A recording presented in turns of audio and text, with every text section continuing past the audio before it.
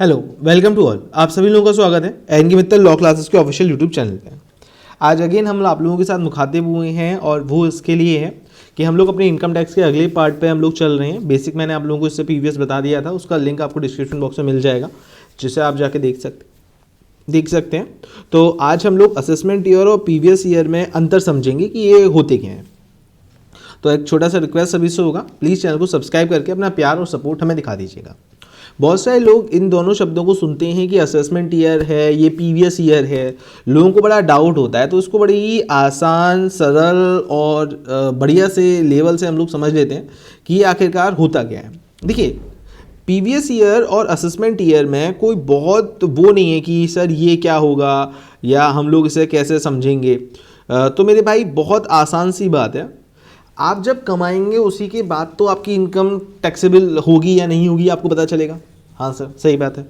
तो आप लोगों को अच्छे से पता है अकाउंट यानी कि कॉमर्स में हम लोगों का जो फाइनेंशियल ईयर है वो कब शुरू होता है, 1 अप्रैल से लेकर 31 मार्च तक का रहता है नेक्स्ट ईयर का। जैसे मान लीजिए इस साल के लिए 1 अप्रैल 2021 से लेकर 2022 तक 31 मार्च तक का आप लोगों का रहेगा। ठीक है, ठीक है सर, यहाँ तक हमने वो बात करी। तो प्रीवियस ईयर वो होता है जिसमें आप कमाते हैं।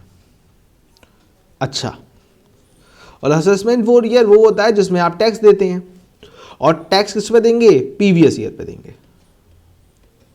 थोड़ा थोड़ा समझ में आता ही बेहद आसानी से। जैसे मान लीजिए आपने 1 अप्रैल 2020 से 31 मार्च 2021 तक कमाया, तो ये है आपका प्रीवियस ईयर। अच्छा, और उसके बाद में आपको एक साल का टाइम मिलेगा टैक्स देने के लिए पूरा। तो आपने उसके बाद अब इस पर टैक्स कब देंगे? सर 1 अप्रैल 2021 से 31 मार्च 2022 तक। तो मेरे भाई बात समझ में आ गई या नहीं आ गई आप लोगों को? प्रीवियस ईयर वो होता है जिसमें आप कमाते हैं और असेसमेंट ईयर वो होता है जिसमें आप टैक्स देते हैं। किसी को कोई दिक्कत तो नहीं है? सबको क्लियर है? जैसे अब ये इसके लिए अब मान लीजिए अब मैं 1 अप्रैल 2021 से 31 मार्च 2022 तक मैंने कमाया। अगर मैंने कमाया तो अगर ये मेरा कमाया तो ये मेरा क्या बन गया सर? अब ये आपका प्रीवियस ईयर बन गया। और इसके लिए असेसमेंट ईयर क्या होगा सर? इसके लिए असेसमेंट ईयर होगा 1 अप्रैल 2022 से 31 मार्च 2023। समझ में आया सबको? बताइए हाँ या ना। अच्छे से समझ में आ गया होगा सब लोगों को अब? ठीक है, तो आप लोगों को समझ में बात आ चुकी होगी, कोई दिक्कत वाली बात नहीं होगी। जिस साल आप कमाते हैं वो आपका प्रीवियस ईयर कहलाता है और जिस साल आप टैक्स देते हैं वो आपका असेसमेंट ईयर कहलाता है। मैंने कमाया 1 अप्रैल 2020 से लेकर 31 मार्च 2021 तक।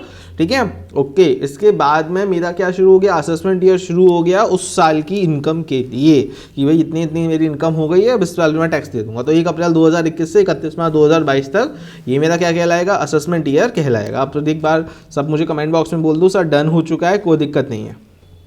सही है, चलिए अब एक बार मैं आप लोगों से कुछ पूछूंगा, जरा मुझे आंसर करिएगा। एक पर्सन था, उसने 1 अप्रैल 2016 से 31 मार्च 2017 तक पैसे कमाए। तो अगर उसने कमाए तो ये क्या कहलाएगा सर? ये कहलाएगा प्रीवियस ईयर। किसी को कोई समस्या? नहीं सर, डन। अच्छा, और अब वो इस पर टैक्स कब देगा सर? वो इस पर टैक्स देगा 1 अप्रैल 2017 से 31 मार्च 2018 तक। तो ये उसका क्या होगा सर? ये उस ईयर के लिए असेसमेंट ईयर कहलाएगा। जिस साल आप कमाते हैं वो प्रीवियस ईयर, जिस साल आप टैक्स देते हैं वो असेसमेंट ईयर। बहुत सीधा सा हिसाब है, कोई मुश्किल काम नहीं है। क्लियर है? एक बार डन बोल दीजिए सभी चैट बॉक्स में। ठीक है, चलिए थैंक यू सो मच। एक छोटी सी अपडेट और ले लेते हैं इसमें। कभी कभी असेसमेंट ईयर और प्रीवियस ईयर सेम रहता है सर। ऐसा कब होता है कि असेसमेंट ईयर ही प्रीवियस ईयर बन जाए? ये आप लोगों के सामने कुछ कंडीशंस होंगी, वो मैं दिखा दे रहा हूँ सर। असेसमेंट ईयर ही वो प्रीवियस ईयर ही असेसमेंट ईयर कहलाता है। मतलब जिस साल आप कमा रहे हैं आप उसी साल टैक्स का असेसमेंट करवा दीजिए। कब? जब आप नॉन रेजिडेंट पर एसोसिएशन शिपिंग है। मतलब मान लीजिए आप दूसरे देश के हैं तो आप तो चले जाएंगे भैया आप कमा के यहाँ से, तो फिर कैसे होगा काम? तो टैक्स देके जाइए। ठीक है, आप हो सकता है इंडिया को छोड़ के जा रहे हैं एक लंबे समय के लिए परमानेंट ही, तो आप भैया टैक्स देके जाइए, क्योंकि आप तो चले जाएंगे फिर टैक्स के वसूली के लिए, आपके पीछे पीछे भागेंगे हम। बोलिए, ठीक है। आपने एक बहुत छोटे भी टाइम के लिए बिजनेस स्टार्ट करा, वो आप बोल रहे हैं कि हम इस बिजनेस को बंद कर दे रहे हैं, तो भैया ठीक है बंद कर दो, आप हमें तो टैक्स दे दो, हमें तो टैक्स से मतलब है ना। सही बात है कि नहीं है?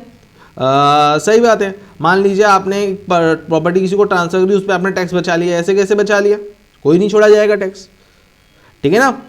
अब बिजनेस को चलाना आपने बंद कर दिया, आप उसको रन नहीं कर रहे, तो आप टैक्स दे दो। तो ये वो आप लोगों के इश्यू होते हैं जिसमें प्रीवियस ईयर और असेसमेंट ईयर क्या होता है, सेम होता है। मतलब जिस साल आपने कमाया प्रीवियस ईयर हो गया, और आपने उसी टाइम टैक्स का असेस करवा दिया कि भैया अब हम इसी साल टैक्स दे रहे हैं, अगले साल तक के लिए नहीं खींचेंगे, तो प्रीवियस ईयर ही कभी कभी असेसमेंट ईयर हो जाता है। अदरवाइज हम लोगों को अच्छे समझ में आ चुका है, प्रीवियस ईयर क्या होता है जिस साल आप कमाते हैं, और असेसमेंट ईयर क्या होता है जिस साल आप पेमेंट करते हैं। किसी को डाउट तो नहीं है? फटाफट से एक बार थम्स अप कर दो कि हाँ ओके क्लियर है, और फटाफट से चैनल को सब्सक्राइब कर लेना इसी तरह की अपडेट के लिए। Thank you so much, take care सबको, बाय।